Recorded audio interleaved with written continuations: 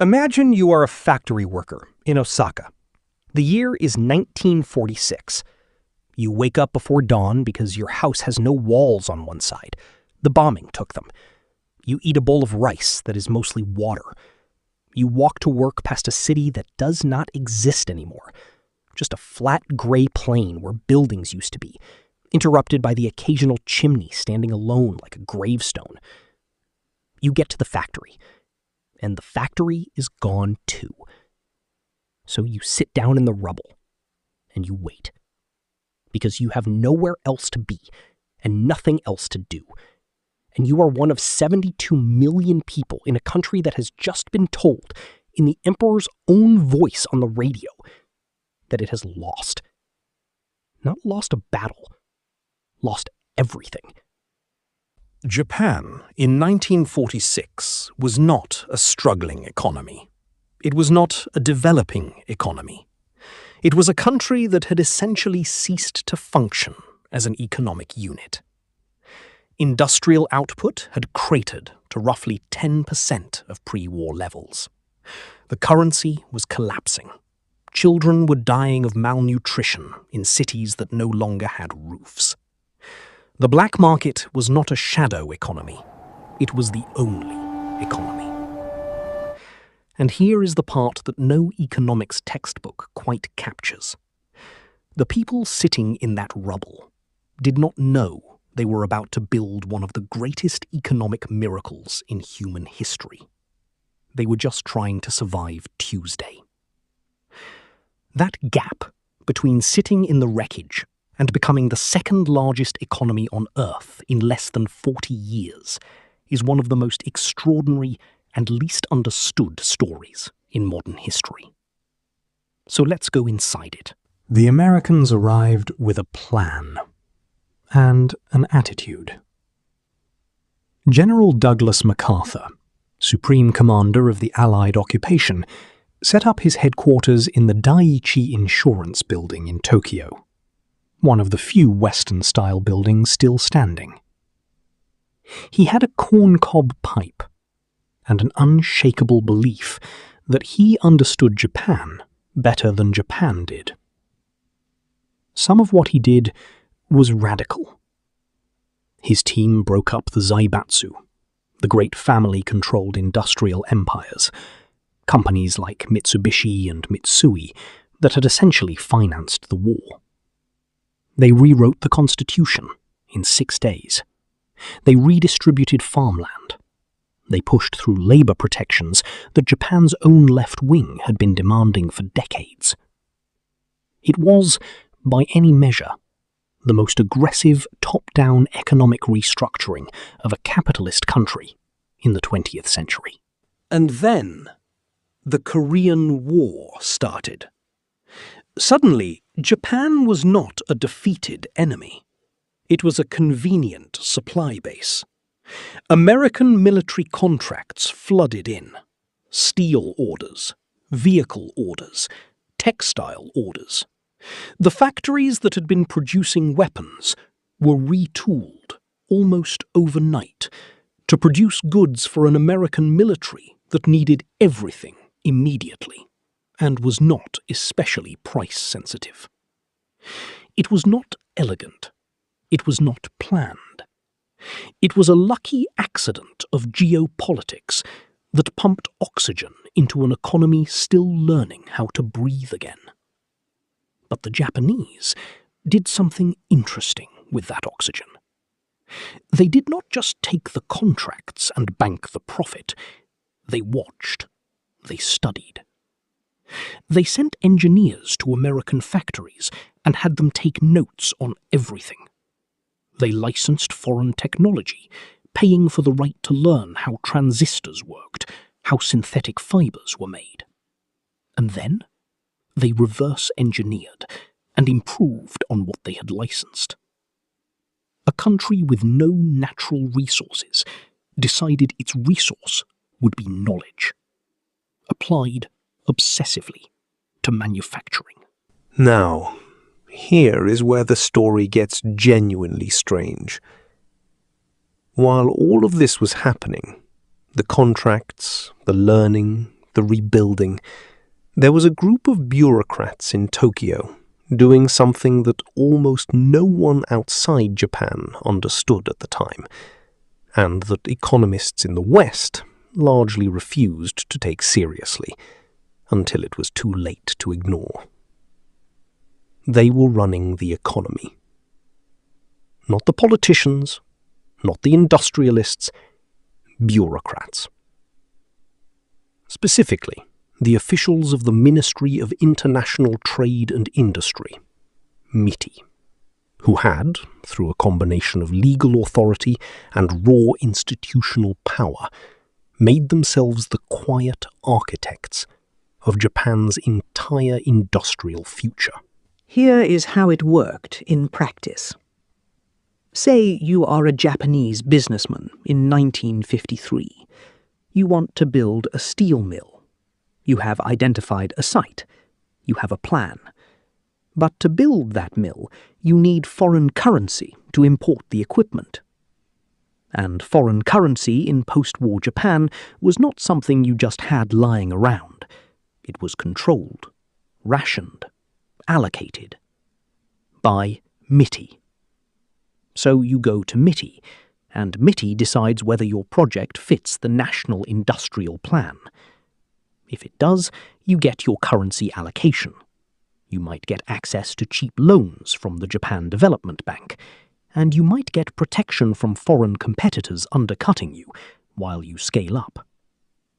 If it does not fit the plan, or if MITI simply does not think you are the right person to build this particular thing, you do not get the currency. And without the currency, there is no mill. This was not capitalism in the way Americans or Europeans typically described capitalism.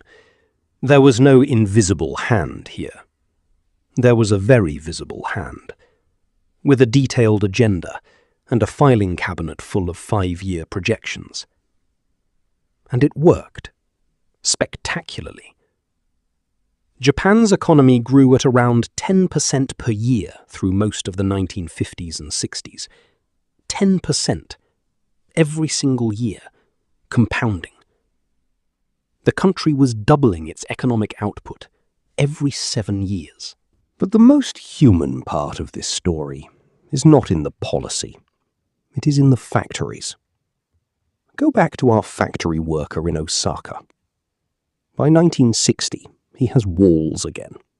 He has a job, a real job, in a factory that makes transistor radios. And the factory is extraordinary by global standards because of something that has no exact equivalent in English.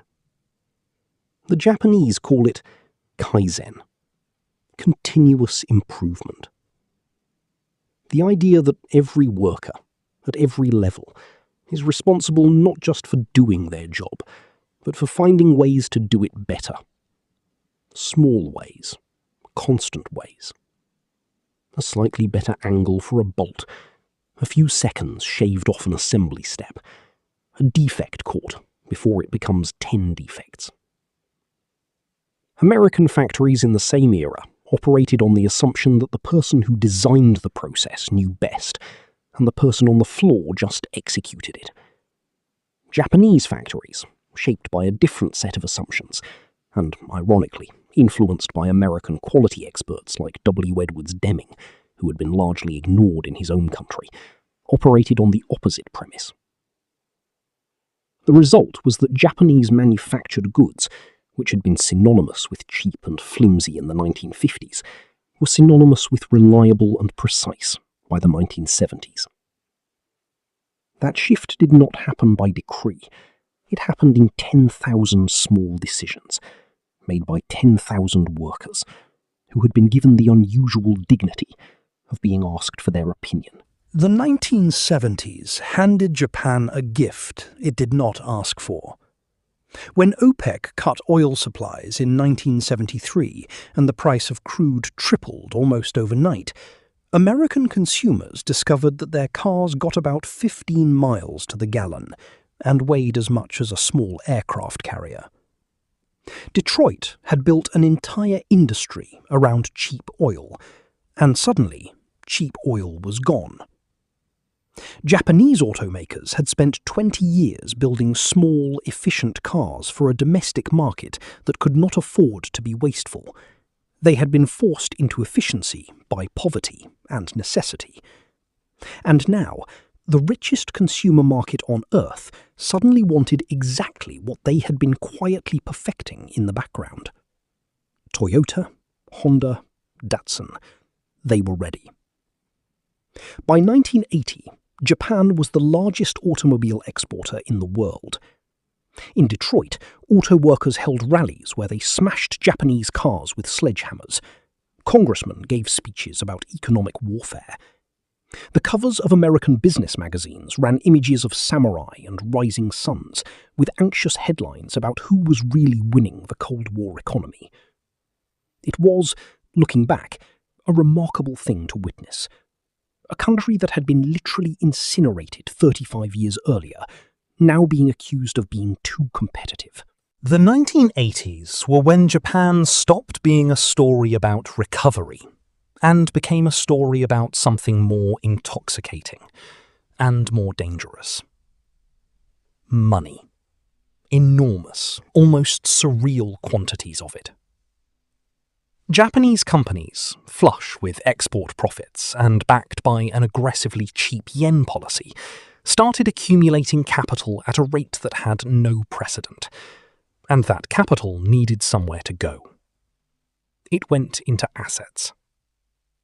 Japanese banks started lending against real estate at valuations that, in retrospect, were science fiction. Land in central Tokyo was priced as if it were made of compressed diamonds.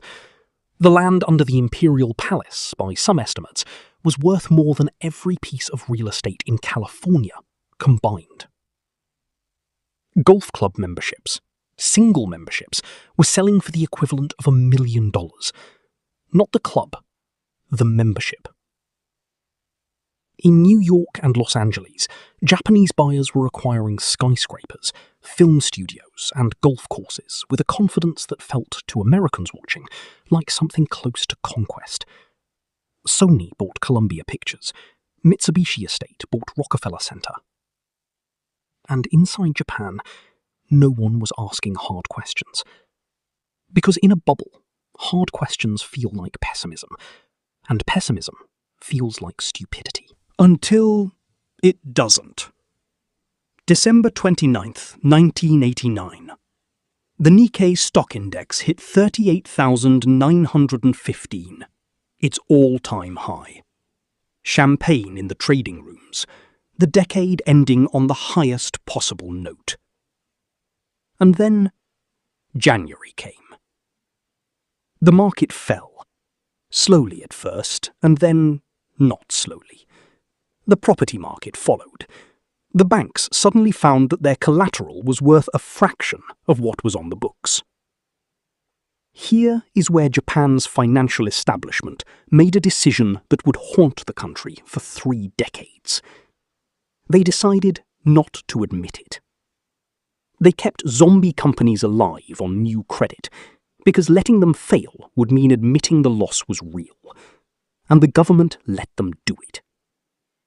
So instead, they explained nothing, and the 1990s became a decade of slow, grey stagnation. Prices fell, wages stagnated. Japan called it the lost decade. And then, because 1 decade was apparently not enough, the lost decade became 2. Growth did not really return. The demographic pyramid inverted, a society with too many old people, and not enough young ones to carry them. So, what do we do with all of this? Japan is still there. Still the 4th largest economy on Earth. Still making precision things, beautiful things, that the rest of the world cannot quite replicate. Its trains run with a punctuality that feels almost philosophical. Its life expectancy is among the highest in the world. And its national debt is 260% of GDP, the highest of any developed economy. The collapse that the bond markets kept predicting never came. The country did not implode. It just slowed, settled into a kind of comfortable, high-functioning stagnation that is hard to criticize and hard to celebrate. Which brings us back to the factory worker in Osaka. Not in 1946, his grandson, born in 1975, who grew up in a wealthy country that his grandfather built from nothing, who graduated in 1997 into an economy that had just broken, who spent his 20s working contract jobs because companies were too scared to hire full-time. He did not experience the miracle. He experienced the aftermath of the miracle. Here is what Japan actually proved. It proved that a country with nothing, no oil, no iron, no coal, can become one of the richest places on earth through strategy, discipline, and the willingness to treat knowledge as the only resource that matters. It also proved that the institutions and habits that generate extraordinary growth can, over time, calcify into the exact things that prevent the next stage of growth.